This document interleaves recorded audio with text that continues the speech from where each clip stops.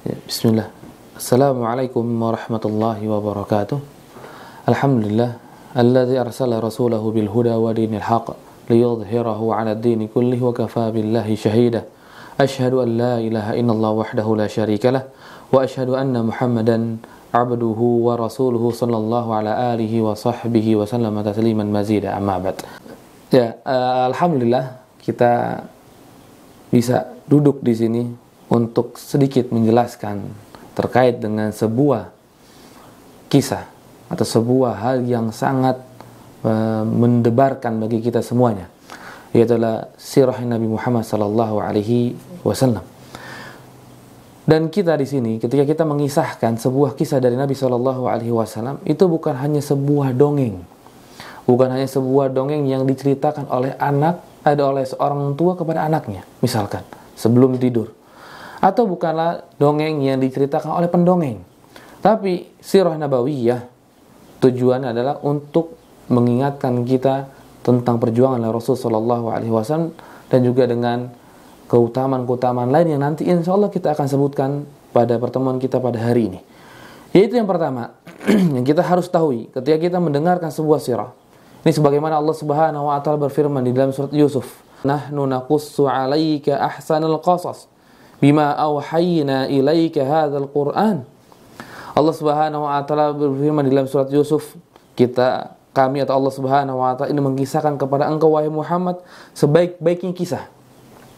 Banyak kisah-kisah sebelum Nabi sallallahu alaihi wasallam hidup, tapi Allah Subhanahu wa taala memberikan kepada Rasul hanyalah kisah-kisah yang baik. Kenapa? Karena di sana juga ada banyak kisah-kisah yang enggak bermanfaat, tapi hanya yang kisah-kisah bermanfaat yang disampaikan kepada Rasul sallallahu alaihi wasallam dan Rasul ajarkan, kabarkan kepada kita semuanya.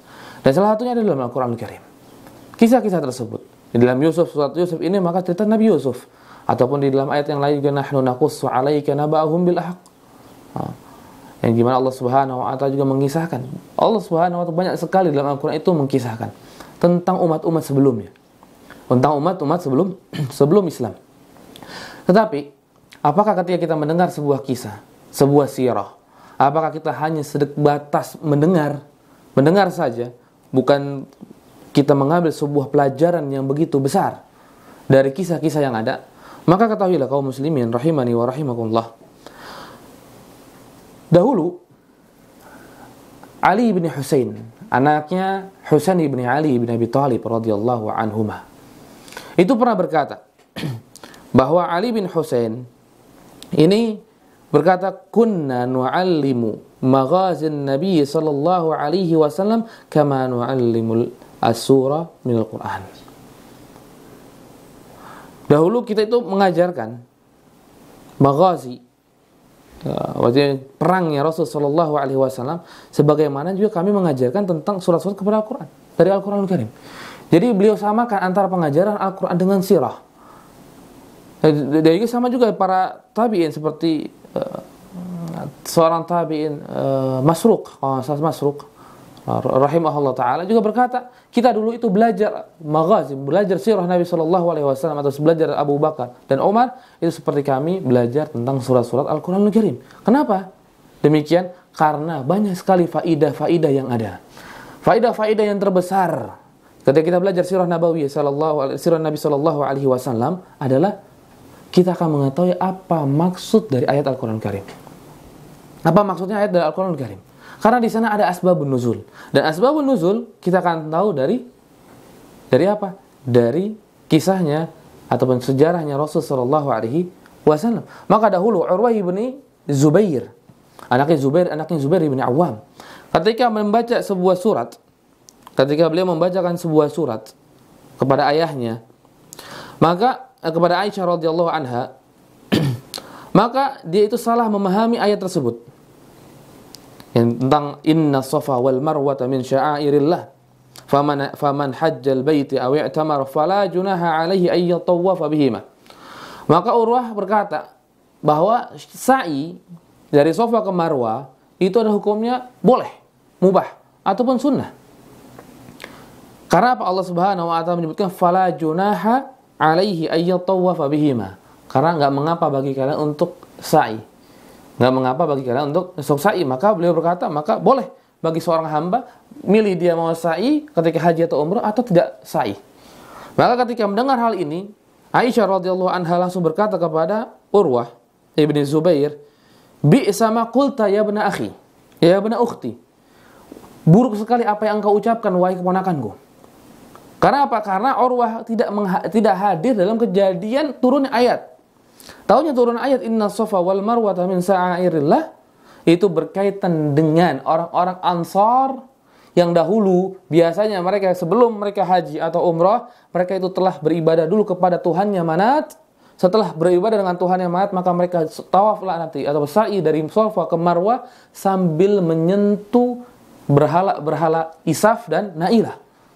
Maka ketika itu Ansar, karena sudah masuk kaum muslimin, karena Ansar sudah bertauhid dengan kepada Allah Subhanahu wa taala dengan tauhid yang benar, maka Ansar merasa berat untuk melakukan sa'i. Untuk merasa berat melakukan sa'i karena dahulu kita begini. Yaitu kita sa'inya untuk mengagungkan berhala-berhala kita. Maka ketika itu jadi kepada Ansar, terjadi ke Ansar itu enggan, enggak mau, maka Rasulullah sallallahu alaihi wasallam mendapatkan sebuah ayat ini turun kepadanya. Inna Safa wal Marwata min sya'airillah. Maka untuk permasalahan sa'i bukan permasalahan yang mukhayyar, bukan permasalahan yang boleh pilih antara mau sa'i ataupun tidak sa'i. Itu didapatkan dari mana? Dalam sirah Nabi sallallahu alaihi wasallam ketika kejadian haji atau umrahnya Rasul sallallahu alaihi wasallam dengan kaum Ansar. Maka itu ketika kita mempelajari sirah, maka kita akan tahu bagaimana ibadah secara keseluruhan yang dengan benar, dengan pemahaman yang baik, bukan dengan pemahaman asal-asalan, tapi pemahaman yang waqi sesuai dengan apa yang Rasul sallallahu alaihi wasallam perintahkan. Maka ini tujuan terbesarnya dari kita mempelajari sirah Nabi sallallahu alaihi wasallam, bukan sekedar pemahaman, pendengaran kita tentang dongeng Rasul sallallahu alaihi wasallam. Bukan itu. Dan bahkan yang kedua, mungkin ini kita tutup pada hari ini, yaitu adalah manfaat kedua adalah taqwiyatul iman, menguatkan iman. Menguatkan iman. Maka bagaimana Khabbab ibn Ard radhiyallahu anhu yang mendapatkan siksaan dan siksaan dari orang-orang musyrikin ketika itu, maka sudah sampailah Khabbab meminta kepada Rasul sallallahu alaihi wasallam, "Bukankah sekarang waktunya ya Rasulullah untuk engkau berdoa? Karena sudah begitu banyaknya siksaan." Sudah begitu banyaknya siksaan. Maka Rasul sallallahu alaihi wasallam ketika itu kalau kita lihat baca riwayat, maka Rasul sudah marah kepada Khabbab. Dan tapi di sana poinnya apa? Rasul menceritakan sebuah kejadian dari umat sebelumnya mendapatkan azab.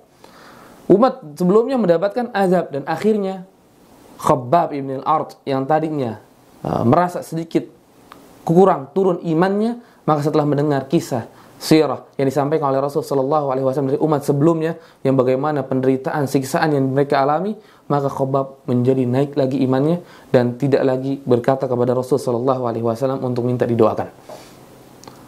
Maka ini tujuan dari kita belajar sirah, yaitu adalah meningkatkan keimanan kita kepada Allah Subhanahu wa taala. Maka dua inilah yang kita bahas pada hari ini, yaitu pertama untuk mengetahui bagaimana hakikat ibadah, karena nanti kita akan tahu ibadah bagaimana bentuknya, bagaimana caranya, bagaimana ayat Al-Qur'anul Karim berkata ini apa maksudnya, maka itu akan ketahuan dari sirah Nabi sallallahu alaihi wasallam. Kemudian yang kedua adalah menguatkan iman kita.